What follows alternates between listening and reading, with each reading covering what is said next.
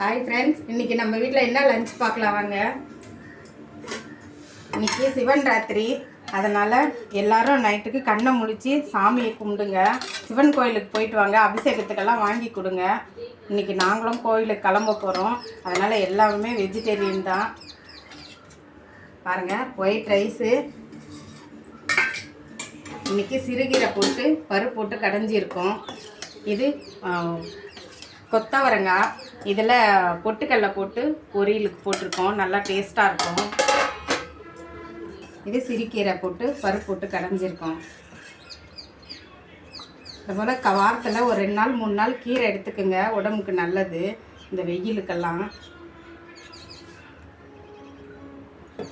இது வடகம் அப்பளம் வத்தல் போட்டிருக்கேன் நான். பாருங்கள், இந்த வீடியோ எல்லாம் போட்டிருக்கேன் நான், அதெல்லாம் பாருங்கள். இந்த வத்தலும் போட்டிருக்கேன் நான்.